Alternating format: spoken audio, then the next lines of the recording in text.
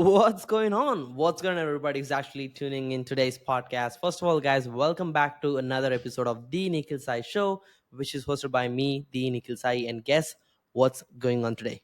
We're back with another amazing guest. This is going to be quite an interesting podcast, especially if you're somebody who's interested in learning how to build and launch successful products, create affiliate networks, and scale your digital presence and build partnerships that are long lasting.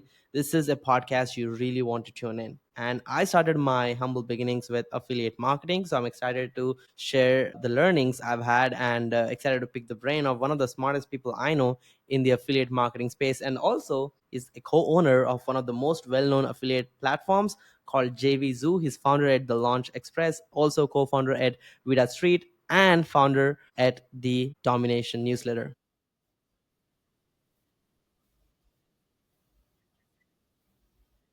Nikhil, thank you so much. Thanks for having me on. How you doing? I'm doing great, energetic, and excited to have you on. If you remember, we briefly met at, I think, in Beverly Hills at Ty Lopez's mastermind. And if anybody doesn't know, Ty Lopez is one of the most known internet marketers. He created the SMMA boom back in the day. So Yep. there was this private invite only mastermind I was a part of, and I met Simon there through other connections I've had. It was a good chat. It was so fun, and I'm glad we are doing this podcast right now. Yeah, dude, it's great to connect, and I'm so glad we stayed in touch.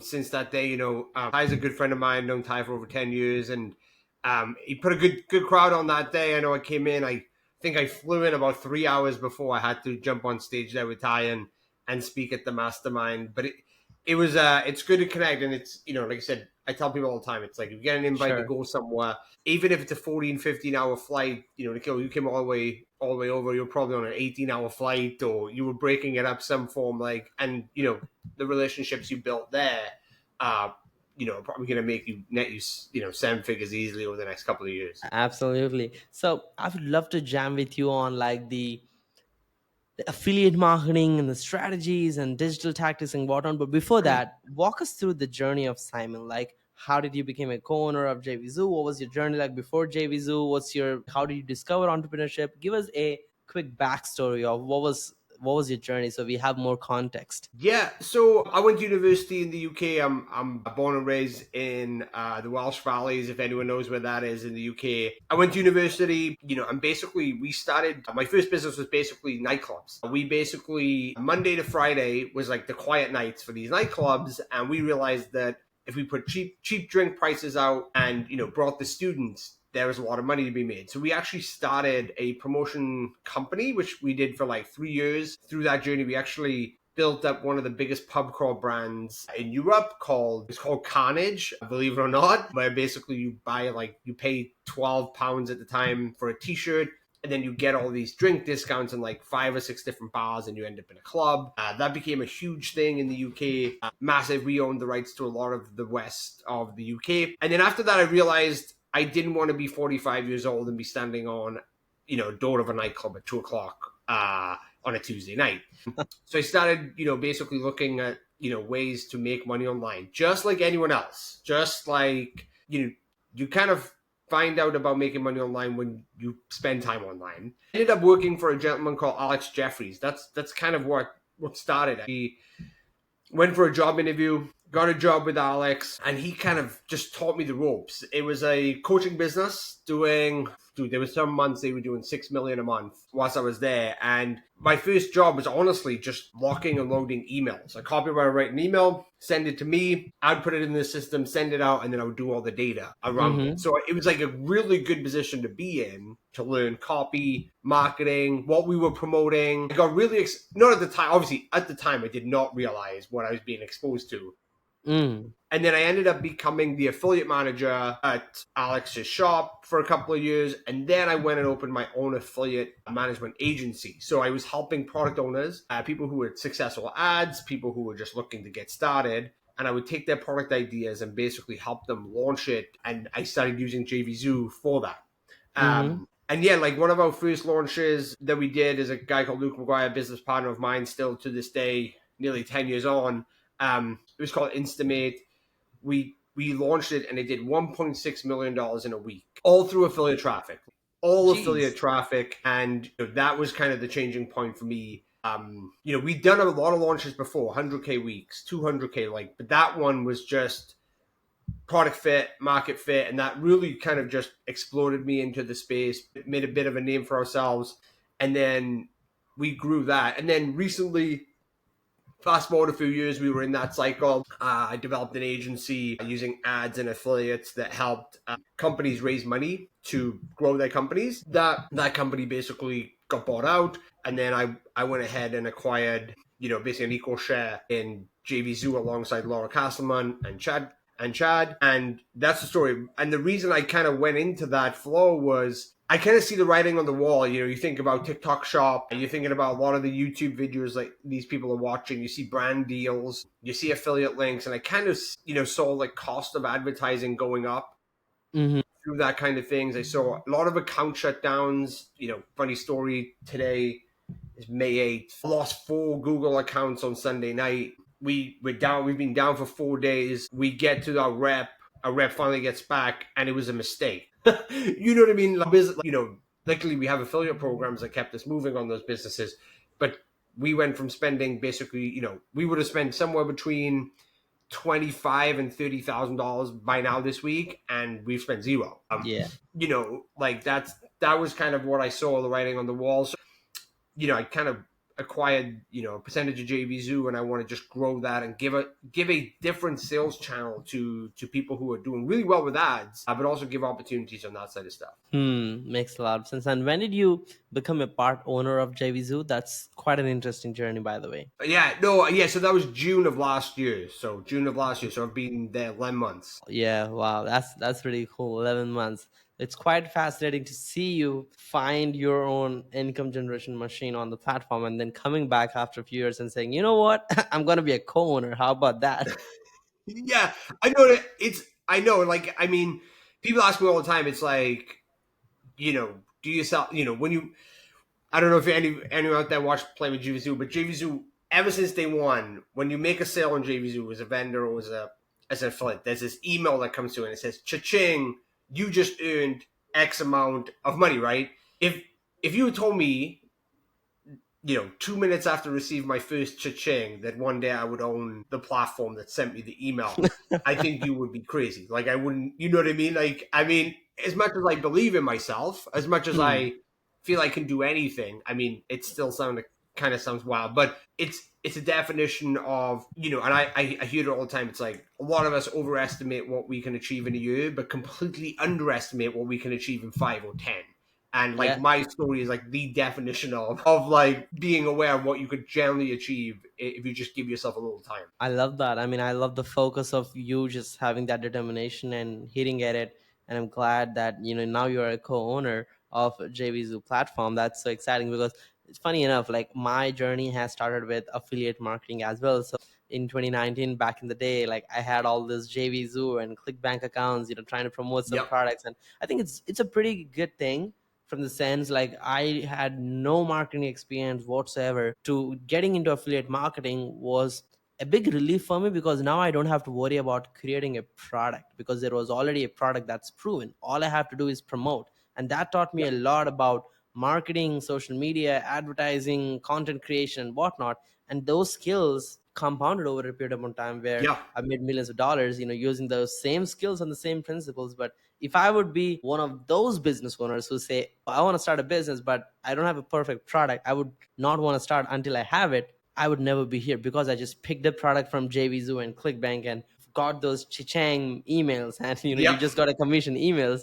Here we are. I think it's definitely a good roadmap. So Yeah, and you let's nailed it. Yeah, perfect. right? So that's what I recommend. If somebody's listening and you don't have a business, you don't need to have a business to make money. Just go Yep. sell somebody else's proven product and make money.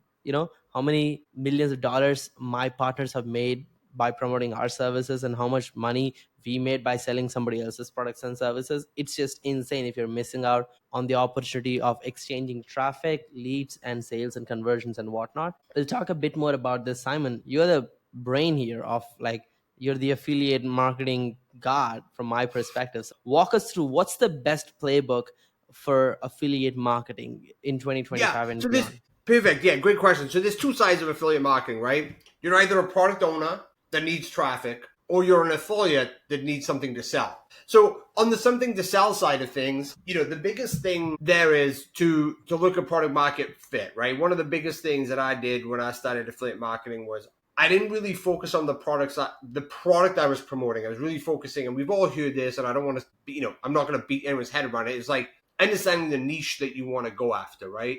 If you go onto ClickBank, you'll see a lot of weight loss stuff. If you go onto Digistore, you'll see a lot of diabetes stuff and maybe some other things. JVZoo is very software, info product, biz op. There's you kind of even Amazon is one of the biggest affiliate networks in the world. So if you want to go and do e-com, even though they don't pay as much as maybe other platforms, you can promote anything on Amazon and make 5 to 10%, sometimes less commission on those things. So Hmm.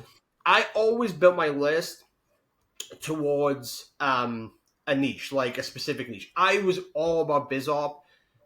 I realized young that like you can make money online. So I wanted to teach, give people access to other ways to make money online. So I always push biz op stuff, affiliate marketing courses, write a book course, anything like that. That was my niche. So I developed my list, or I developed my lead magnet, my lead generation stuff around that, making money online. It's not the easiest niche. I'll be upfront. Like there's a lot of competition there, and a lot Yes. of people in that niche are already marketers, so they kind of tell what you're doing. There's a lot of different stuff that you can do, like right now we have lists, or I have a list that's like all I'm doing is building local businesses. So I'm looking for dentists, lawyers, coffee shop owners, and Hmm. all I do, I just sell software to them. I sell software to them that makes their marketing, their job, their processes a lot easier. I'll also even sell insurance to them, all through affiliate marketing, right? So what I did is I focused on building a list, because if I was like, okay, I'm going to be an affiliate for an insurance offer, all my marketing is going to be around insurance, right? Hmm. So when the insurance kind of, the insurance offer dies, I haven't done anything to help these people. They just see me as the insurance brand. But if I'm, like let's use the local businesses, talking about how I can help them generate more revenue, marketing, then I'm sending them tools, but then I can say, hey, I can actually save you money on your insurance, which is still a way to help them make more money or keep more money by then showing themselves. So if they use tools that they like that I've recommended, they're probably going to like the insurance. So you can run across more verticals when you're really just niching in, or you're picking an audience you want to serve. Hmm. So that's like, if you're on an affiliate side, that's really, really key on that side of stuff. Like, one of the best ones you can do is probably really focus on newbies, like people who are searching that, how to make money online, make my first dollar. You can give them low level gratifications with PDFs and gather that stuff. And then you can sell them kind of anything up the chain Hmm. on that. So that's like the first key. Like, I mean, I don't want to, I could go through 100 different things, but that's the first thing. If you're listening, or, on this podcast or watching this right now, that's what you need to do. You need to figure out like, okay, who am I going to serve, and go from there. And don't worry. And like, Nikhil, you kind of nailed this. Like, you don't need to worry about what you're going to teach them, because you're going to sell other people's stuff. That's the key. You're going to sell other people's stuff. So you don't need to be an expert. You literally just say, okay, I went ahead and bought X, Y, and Z PLR, or I bought this software. I'm going to generate some lead gen pieces, and I'm just going to say, hey, like, I'm going to make an ad for a dentist, and make an ad for a lawyer, and make an ad for a window cleaner. I'm going to say, I'm going to help you get more clients. Hmm. They come in, they enter their email address, and then you redirect them to a product that's telling them that they can get more clients. Like, you don't Hmm. even need to produce. Like, my lead magnet was always a video that will help you generate more clients. And the video was just the VSL for the offer that I was getting the commission on. So I used a bridge page that said, enter your email and I'll give you, and the video was good. Like, it was like a webinar or like a long VSL that kind of give them the bones of what they were selling. So there was value in it, but really they were pitching an offer at the end. And I made a massive list just doing that. And then I segmented my list, people who buy, people who didn't buy, and then I would just send them different offers, and then I would send them free Hmm. stuff, and I would give them bonuses, and then sometimes I would just send them general information, but most of the time I was always selling to this list. But Sure. that's it. That's it. Like, find the audience, pick the person, and you're good to go from there. Makes sense. I mean, I love that. It's easy to complicate, it's hard to simplify. And that's what you have Yeah, done. Yeah, I love 100%. that. So many people think they got to develop PDFs or have really good emails and this stuff. It's like, no, no, no. Like, look at a product. If that works for dentists, that works for your audience, or this works, and you can do it that way, then that's it. Like, that's all it is. Like, you don't need to develop anything. You write some emails. Yeah, makes sense. Now that's the side of the affiliate, and now they know, like, who's listening to this podcast now on, okay, I gotta pick a product, just build a brand around my name or my company about the products, the type of products we want to promote, and build a list and keep adding value, and then promote the video sales. And one of the things I want to mention, if you want to learn direct response marketing, watch affiliate VSLs. They Yeah. write probably the best VSLs I've ever heard. Like, when I kind of get like writer's block when I'm working on a project and I need some marketing inspiration, guess what I do? I just go out to a platform like JVZoo and then just pick a VSL of the trending product Yeah. and then listen, and then I say, wow, that angle is pretty good. Can I hit my clients with similar pain point or similar analogy? And then it Yeah. just keeps my marketing copy going. Now, the other question I have, Simon, is if somebody is the product owner, and because Yeah. this is something, right, like it always feels like maybe there is some magic that needs to happen for me to be a product owner, otherwise I will fail as an affiliate product owner, right? What's the playbook for the product side on finding a product market fit, being able to have a successful affiliate launch and attracting the affiliates? And walk us through that side of the business, where most of the business owners who are listening might want to be like, maybe I should try JVZoo, maybe I should try affiliate marketplaces and list my products and whatnot. Yeah, I think with the product market fit is, and I'm just assuming here people have a product idea or a product developed, right? And they're trying to Mm-hmm. see if their product is a fit for affiliates, for JVZoo, for whoever, ClickBank, whatever. I think the one thing you have to do as a product owner, and this is what I run into a lot when speaking to people, is people built their product to serve one particular person. Most of the time, that person was them. Like most of the best products, I'd like they built a product to solve a problem that they had, right? Hmm.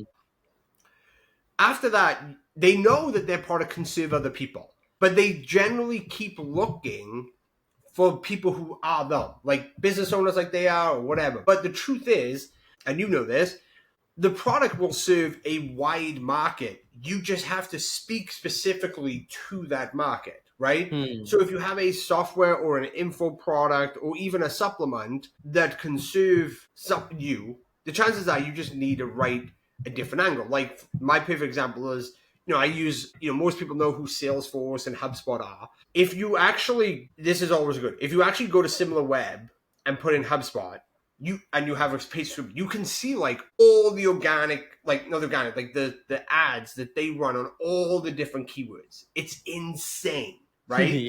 Like, so HubSpot will have a homepage for local business owners, and they might even have a landing page that specifically talks to coffee shop owners. Then on the other side, they have a landing page that will serve huge corporations like, like a company that makes this, right? Like company that makes this, that massive Joby. They'll actually have a whole different sales page that just talks to what their problems. But the Hmm. product is the same. It doesn't Hmm. matter if they're onboarding 300 users or 3 people from the coffee shop. They serve them with the same product, but they just show how they just talk to the problem specifically. And that's exactly what happens on JVZoo. So for example, we had a product that basically it was a social media product that basically helped you. It was before ManyChat, and we basically developed, like, it's called Inboxer, and we basically developed it to do all the auto replies if someone commented on your ad, or all the. And we built it right before ManyChat was like, ManyChat was still there, but it wasn't like officially Facebook and all that stuff. This was 2017, and when we launched it on JVZoo, we made it a make money opportunity. We made it a biz op opportunity. Hey, you could one use this to run your own ads and build your audience using Messenger, or you could sell this as a service to local businesses and run like coupon ads. We built all that out, Hmm. and we did like 800K that week, and it was a full business opportunity. Then Hmm. 2 weeks later, we completely changed it into a SaaS page, and we Hmm. targeted enterprise level people. We sold the same product that we sold for $27, $47 to people in the biz ops space, and then we repackaged it up and we sold it for $700 a month to enterprise level companies. So, and Jeez. all we did was look who was running Facebook ads at scale, and then we retargeted those businesses or those head office zip codes, and we run them to more of a SaaS-based page. And it just had different language. We just spoke directly to them. You know what I mean? Like, hey, like your customers need, to be able to talk to you through social, but you can't manage that. You don't need to go and, we built this bot, automated this. Hey, when someone comments on your ad asking a question, like you should be able to reach out with them with a bot. Like, and it was huge. And it basically like was the same product the whole time. So what I tell people about product owners is look at your product, take some time, hire a consultant, someone outside of the company who can look at your product and then look at the market and say, okay, you can serve local businesses. This product would be perfect for influencers, potentially that want to, scale their audience. This can work for people who want to come in and make money. This can work for agencies and they can bolt that on as an extra. So there's a lot that can be done that way. So that's the first thing that I look at. And then believe it or not, each of those bases, even the ones I talk about, local marketers, they all have affiliates. They all have an affiliate base. Like, for example, if you wanted to get into the local marketing, you probably would approach me as an affiliate because I have a huge local marketing list of lawyers, dentists, window cleaners, car shops, like dealerships, whatever you have. But I also have a make money online list too, you know what I mean? And then obviously JVZoo on top. So that's the key there is realizing, okay, what sells good on JVZoo? Can I turn my product's marketing to deliver what's doing well on the platform? I love that. I think not many business owners think like that. They just believe when they're building their product that this is the ICP and that's the only person I can sell to. But like you mentioned, when new product, let's say an iPhone 16 came out, it's not like they think about the CEO, who actually runs a successful company and the phone is functional. But then think about the average mom and pop who can use. So it has multifunctional and that the ads cater to wide range of audience. So I think that's a big takeaway for anybody who's actively marketing themselves. If you could just figure out different ICPs that you can promote your product to and like really hit that marketing piece right, the same product could be sold for a way lower CPA and much higher Yep. scalability and market. And I think that's affiliate marketing in a playbook. Now, the big question is, this is a hard pill to swallow for many affiliate marketers I know, which is the rising ad cost. The good old days of 2018, 2019, run Facebook ads, get cheap clicks and get buyers on pennies and dollars, it used to work super fine. It's not anymore. It's kind of getting expensive. The clicks are not that. And I am assuming this might be a misconception from my side, but happy to correct myself, that a lot of buyers are getting more sophisticated. They bought a lot of offers and now they're like not into buying them anymore because they kind of see the pattern. What do you recommend right now from a traffic standpoint? And is that fatigue true or is it just a misconception? It's I would say it's 100% true. Like things are more expensive through that. But on the flip side, or what I've seen, and I've got so much data in JVZoo to back this up, is that the lifetime value of a customer, I know we use the word lifetime, but what the customer now spends a year with the brand that they pick is actually up. This brand hopping that we saw probably a lot through COVID a year before is,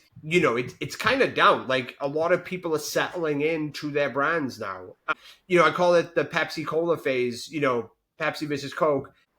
When it first came out, a lot of people would just flip between both, right? Wherever was cheapest on the shelf. Yeah. Hmm. It's not like that anymore. A lot of people are Hmm. very, very brand specific on that side of stuff, and that goes for their products too. Now, regarding the ad cost, agree. I think for me, it's come full circle. Someone who's been, in the game a bit longer than you, not because you didn't start sooner, it's just because you weren't probably born yet. You know what I mean? Like you were a lot younger than I am. I'm seeing, based on how I'm running stuff, is that getting buyers is very expensive, but getting leads is cheaper than ever. And Hmm. what I'm finding is, a lot of people talk about it. I learned this from Frank Kern years ago. There's like three pools of people. People who know nothing about your product, which is the biggest one. People who kind of know about your product. And then people who are like ready to buy your product is the tiniest. What I'm seeing is the pool of people who could buy your product is just getting bigger. So Hmm. there's a lot of people, like right now we're running financial newsletters, right? Like 2018, we talk about the good old days. We could run direct to a sales, like a VSL, and sell a $2,000 product straight from ads, right? Yeah. 2018, 2019, 2020, 2021 crushes, right? Now, what we're seeing is we actually have to bring the lead in. We have to educate them. Then we have to sell them something of less value, not less value, like of less cost, high Pfizer. value, and then lead them up the ladder. What does that do? It increases the cycle, right? It increases the cycle, the buyer cycle. But what it does is at the end of the cycle, you've actually made more money. Now, what this does is it squeezes out the people who don't have enough capital, right?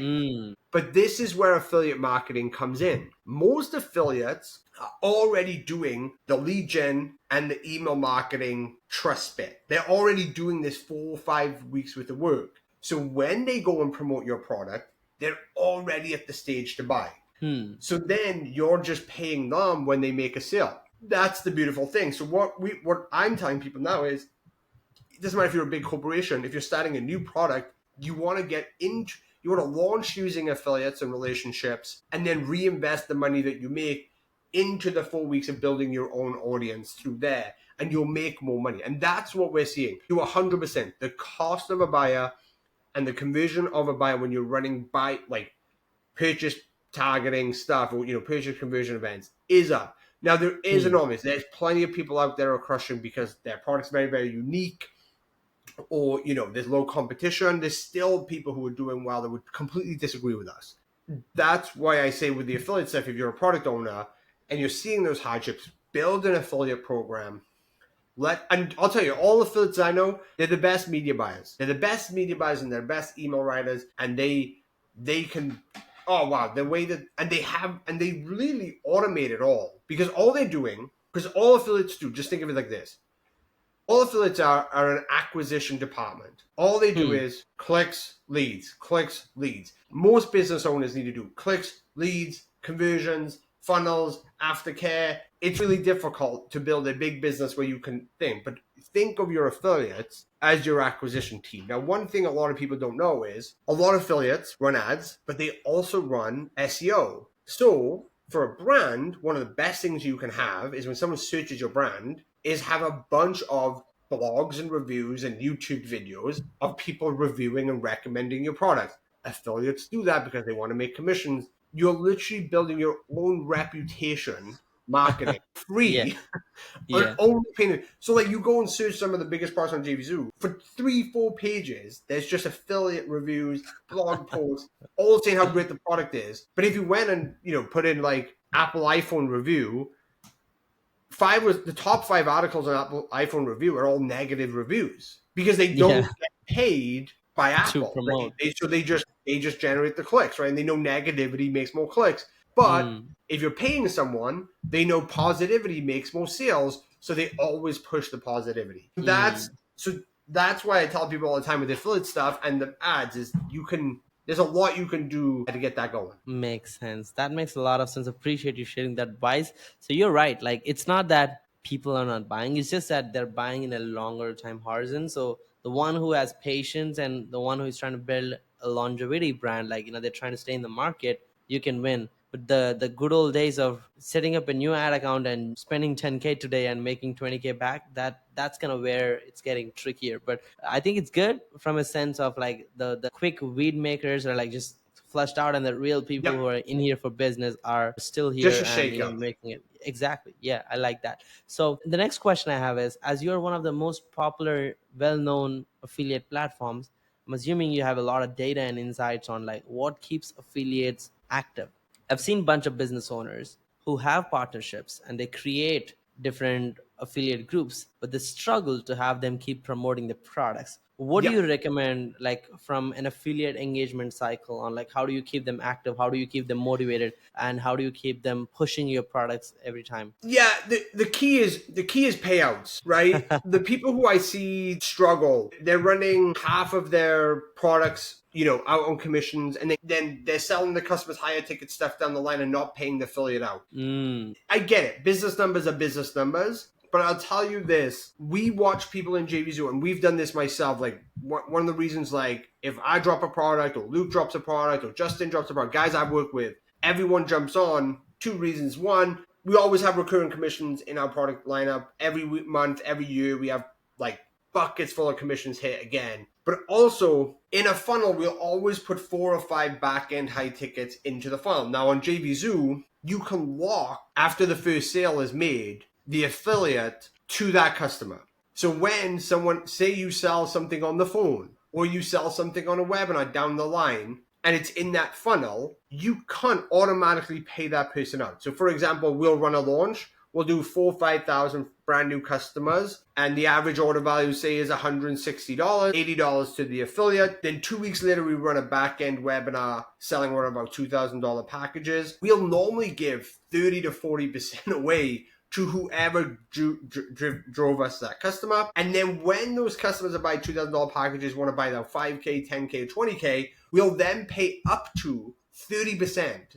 Sometimes it's 10, sometimes it's 20, but up to 30% depending on how much fulfillment and cost there are. And that's why, like, if you ever go into JVZoo and go to the top sellers, you'll see the same 5 or 6 top products in there every day, because these are the ones that basically like I know affiliates that have only promoted this in January, and they have us on like every 90 days they'll re-promote us. We've paid them more in the last 20 days than we did when they promoted in January, because their high tickets are maturing. So when they're looking to something to promote, they're like, dude, we just made like 45 grand off those boys. We haven't hit them since January. We should hit them again. And then they'll flood us again with 900 new customers, not leads, like customers. And the cycle starts again. Every business is different, but I'll tell you, if you want to build an evergreen affiliate thing, lock people in for lifetime, like build a business. And even if it's 5%, like even if like that's all you can give, right? I'll tell you, like, and also having your products on a network, it's a network effect. Like there's a big launch that's happening on, you guys will know of it. It happens every time this year. Big company over in Arizona. Their biggest thing is like, we're kind of stuck on our affiliate growth. We don't get enough of the smaller people.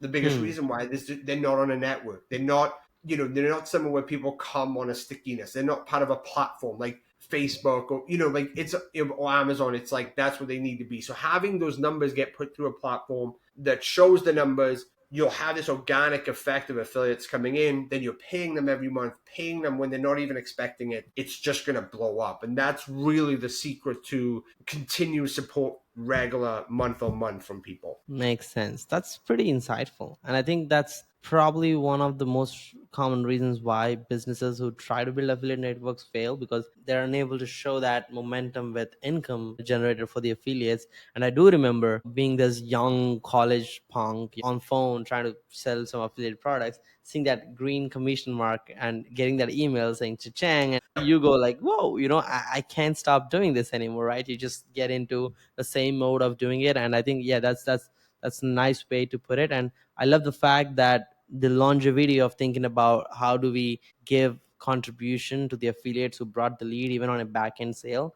I think that is just free money to affiliates, which is more valuable to them. They just think, wow, I didn't even work for this and they gave me, and they just are more hammering. Now they increase their ad budget. So even though they lose money in the front end, which they know they don't make back in the front end affiliate commission, they'll still lose it. I've seen people doing this, by the way. Yeah, it's one of the reasons MLMs became so popular, right? Is that like I recruit someone, they recruit someone, they recruit someone, and I'm still getting paid down the chain, right? Yep. Now, like I don't endorse MLMs. I'm not saying it's a bad business model. I'm just saying like there's a reason why people are highly attracted to it, because they do one bit of work by recruiting one person, and then they get all this extra on award. So like if you acquire a customer from me, that's your customer for life, and you'll get in a slice. Like I'm not going to cut you out the deal as this customer goes down my chain, And I think like that's the big deal. Like it's called passive income. That's what they want. Give it to them. Yeah.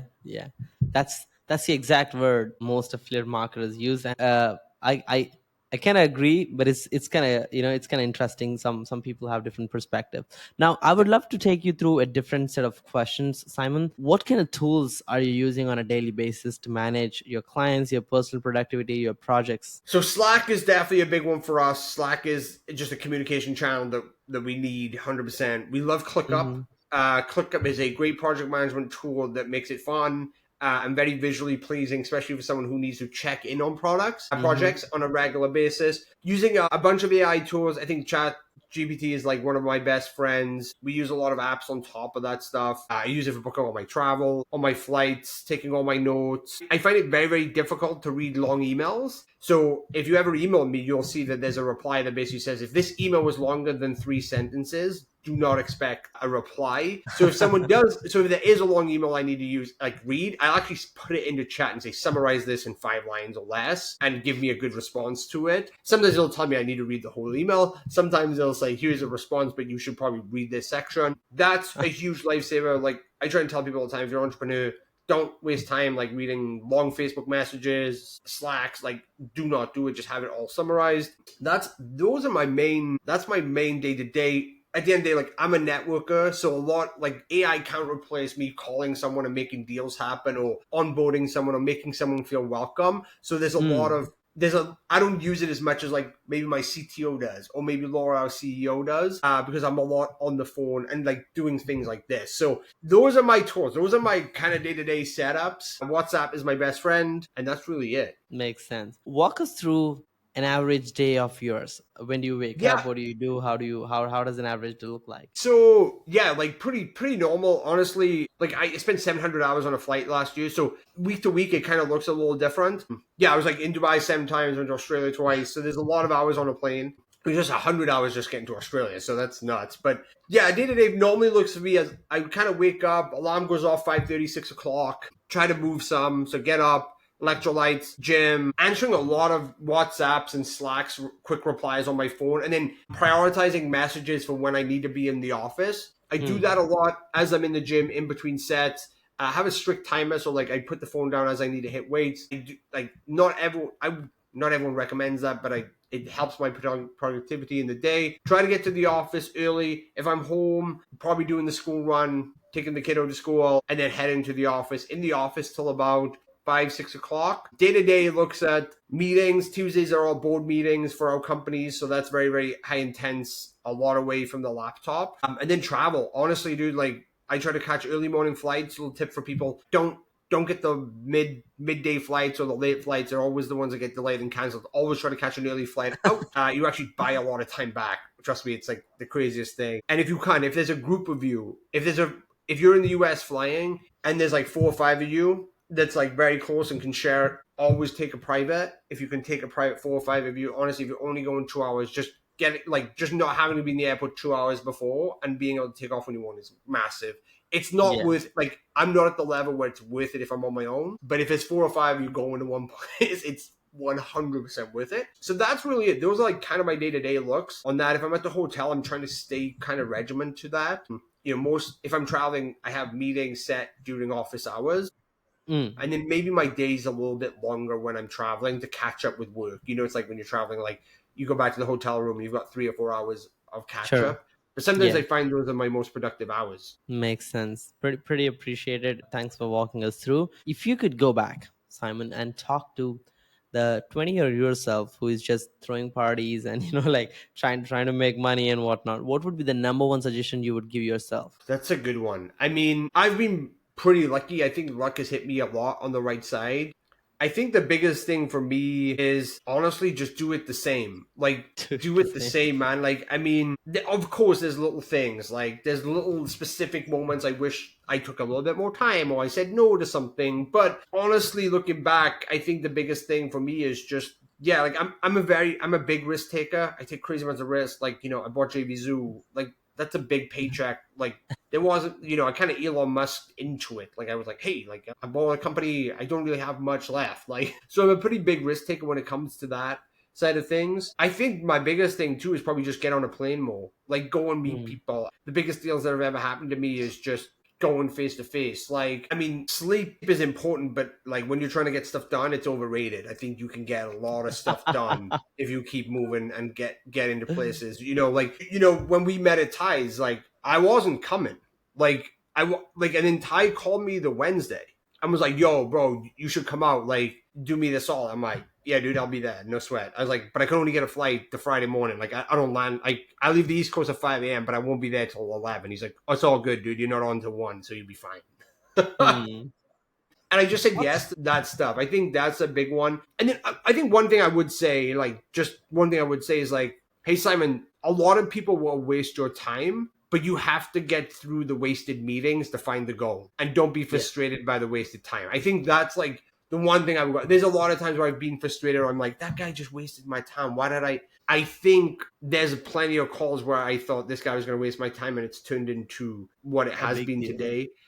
I think just saying, yo, bro, like, it's good. Sure. Like, all the calls, all the meetings, all the places you went, like, all the ones that were just duds, that's where all the gold is. Like, all the gold comes from just you saying yes to meetings. Makes sense. I like that. Now, that's actually so true. And it's really, I mean, this is something I've seen after working with a lot of service based business owners and people who have a lot of meetings. They do struggle with differentiating the quality of the meeting and finding the right one. So you've done so many, right? And you kind of see a playbook on like, this is how winners speak and this is how losers waste your time. If you would have to give advice on like how to find that out, what would that look like? Yeah, the biggest one for me I've realized is when people want to cut straight to the deal. They're like, "Hey, let's get down to it." Is normally the one that's going to waste your time. Honestly, like most of my meetings, if it's a 30-minute meeting, is we're shooting the shit for 25 minutes, and then we're spending 5 minutes realizing we don't have enough time, and we're setting up the next meeting. Like, Mm, honest to God, like, that's, if someone can't shoot the shit with you, it's someone you probably don't want to be in business with, or unless it's like very something specific, like you need an attorney to do X, Y, and Z, or you need an accountant to do X, Y, and Z. Unless it's like those people, the meeting should be more about trying to feel out, especially if it's a partnership. Like, if I'm going to partner with a payment processor, right? We process hundreds of millions a month at JVZoo, and we want processing partners. If I feel I can't build a relationship with someone who I potentially might have to call at 2 o'clock in the morning because there's a payment issue, right? That's chances I don't want to do business with that person, right? Same way mm, when I recruit affiliates, right? If I feel I can't build a relationship with an affiliate, I don't really want him promoting my product because he's the one that's going to be the one up my ass a little bit, demanding things like, okay, oh my, why did this customer get refunded? Like, nah, dude, this is business. Like, I need things to be enjoyable. So that's my biggest thing, dude. I think the biggest one is like, if you feel you can't build rapport with someone and they want to cut to the chase too quick and you don't feel comfortable, it's mm. okay. Finish the meeting politely and then say, hey, I'll reach out to you to set up the next steps, and just walk away from it. And if you don't feel comfortable declining it on a call, like, I'll just tell someone straight away, like, hey, we ain't doing business. I don't feel like this is a good fit. I don't know what it is. We're just not going to do it. A lot of time people will just email. I tell people, just go ahead and email them, Mm. and you should be fine. So yeah, that's how you fill the meetings out. If you feel like honestly, it's okay to start to talk about the weather, but you should see where that goes. Like, hey, what do you do? How's the kids? What's the plans for the weekend? Like, oh, you play golf? Shit, I play golf. Okay. Oh, you go to the UFC? I love the UFC. Like, you gotta Sure. see how you build rapport with people, and that's the key, dude. That is the 100%. magic. Yeah. I love that. I think for any big partnerships and successful sales I've seen so far, the knack, or I would say that the biggest denominator comes into how you build trust, because there's the cheesy way of talking about Ohio and the weather in it, or the other way around where you're genuinely connecting with something relatable, right? So I think that skill is a very valuable skill, and I appreciate you talking a bit about how to create that intuition around finding the right partners and whatnot. Now, Simon, why don't you save us from the mistake that you probably made that we can avoid? So tell us a big mistake that you made that we don't want to do. Yeah, I think one of the biggest mistakes I ever did was a friend of mine basically got bought out of one of his businesses. A lot was going on, very traumatic time, and I was like, "Hey, dude, let's start something. Let's start something together. I see you're coming out of that one. Let's do something together." And it didn't work out. It actually ruined our friendship. We haven't been as close as we might have, and we had to kind of get over this bridge. And I don't think we'll ever be as close as we once were. And Hmm.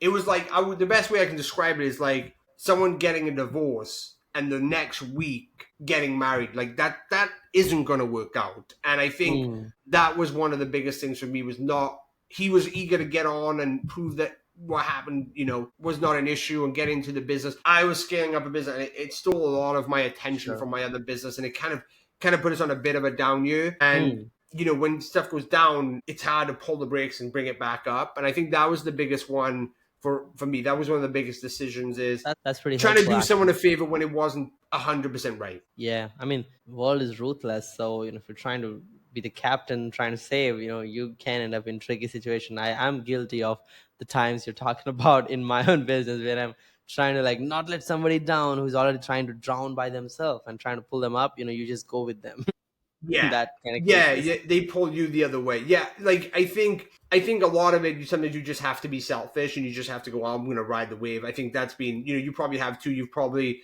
you I know you've done this because you're successful.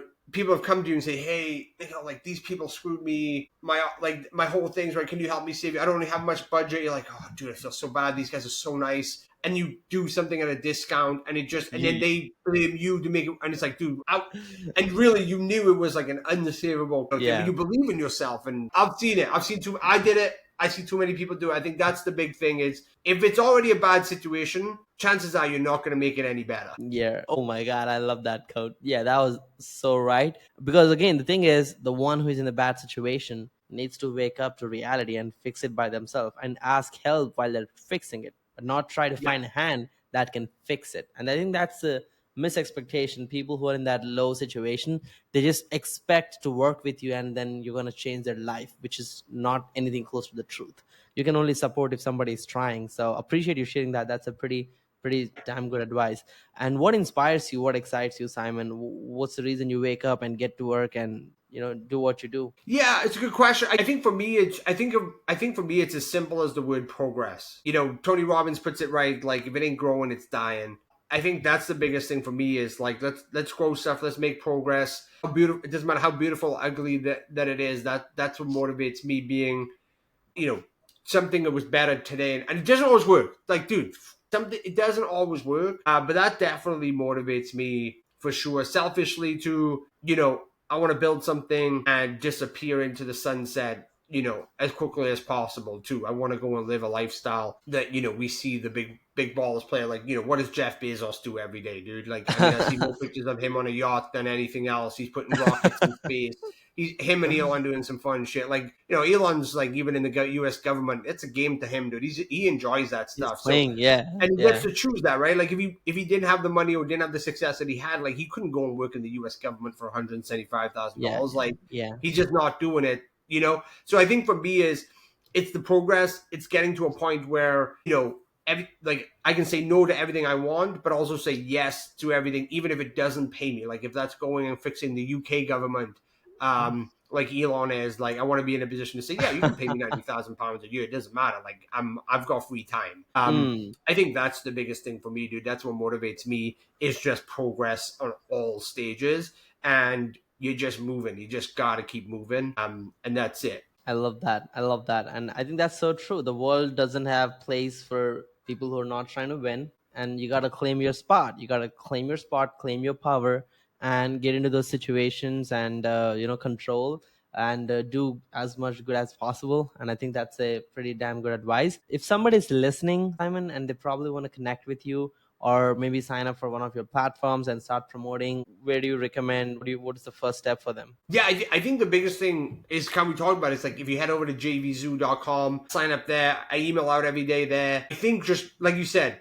even when you need a little bit of inspiration, you go head over there and you watch a VSL or something and you get that. I think one of the biggest things I'd say to people is go head over to JVZoo.com and just go and look what's on the platform, play around, see what's there, like affiliate dashboard, sales dashboard, and just immerse yourself with what's going on. And now you have AI.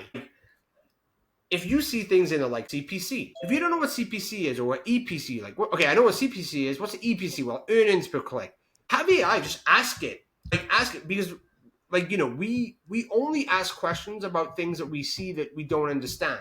What I love about chat is before I would be embarrassed, maybe potentially not to ask for help. And now I've got this sidekick that I can just fire like someone texted me the other day some like crazy acronym. Like it was nuts. Like it was a marketing one. I was like, dude, I've been doing this 12 years. Like, do I just ask him what that means? I was like, maybe no, it's a bit of a big play. I don't want to look like they were onboarding JVZoo. I was like, okay. And it was just another way of like talking about a landing page. Like it was just like a different, and I was like, it was like EC. It was like, what about the EC page? I'm like, what the fuck is an EC page? And it was an email capture page. And I was like, ooh, and chat figured it out. Like just me saying like, hey, this is the message I got sent. What do you think it is? And it's like, oh, some people relate to a landing pages and email capture page. I'm like, EC, and I'm like, yeah, we can get the email. And I type back just to make sure, like, hey, yeah, we can get the email capture page listed. And he's like, okay, great. And I was like, wow, like, back in the day, I would just be like, God, I'll yeah, pretend like I know what it means, like, yeah. dude, even like way back when people were like top of funnel, middle of funnel, bottom of funnel, like, dude, I didn't know what that meant when people started using it. Like, that was like a whole new thing that happened in like 2020. Like, I was like, dude, like, what do you? I'm talking about like cold. We just did cold, warm, Warm hot. heart. That's That's what it used to affiliate be. Now it's marketing. like top of Yeah. funnel, middle of funnel, bottom of funnel. I'm like, what the fuck does that mean? I agree. And I think this is a wild, wild time to be alive and, to have the super intelligent in your hands, a few messages away. And yeah, I remember those days when you're like so confused and stressing about what to write. But now you could just tell the project details to Chat GPT and give it the best VSL references, and it would just spit out exactly like the, reference you want. And now you don't have writer block anymore and whatnot. So that was beautiful. Thank you so much, Simon. Any last words before we conclude the podcast for today? No, I think for me, this was enjoyable. Thank you for the great questions. Like I said to anyone out there, like progress is key. Just keep waking up, keep moving. Like nothing's going to change if you don't get up and change it. And it's not going to be perfect. I'll just say this too, and I want everyone to understand this. I think it helped me when I realized it was a lot of my wins came like in one big go. Like I would work the whole year and kind of do okay or kind of not good. And then everything would happen for me in one big go. Like, Mm. like if you go and ask most of the really, really, really rich guys, you ask Ty, when you ask them when was the most money they ever made, they'll say they made most of their money in 1 month.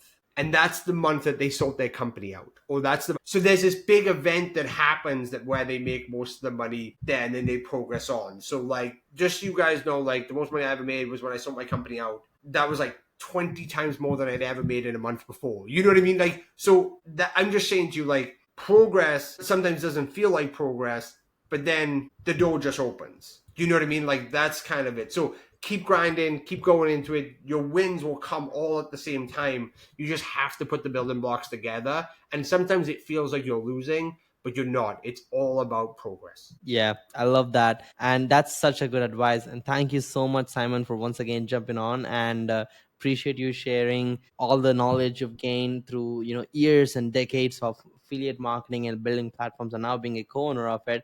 I'm stoked to meet you in person again when I'm back in America. And I'm excited that this podcast is going to add a lot of value for many business owners, because this was a power packed, valuable podcast. Like anybody who wants to build an Appreciate it. affiliate network, or anybody who wants to actually launch their own product or struggling with traffic, we kind of covered a 360 perspective, or like a mini marketing masterclass, as I would like to call. So appreciate you jumping on one more time. And guys, if you enjoyed the podcast, share this with your friends, and I'll be back with another amazing guest just like Simon. Thanks for jumping on once again, Simon. Thank you.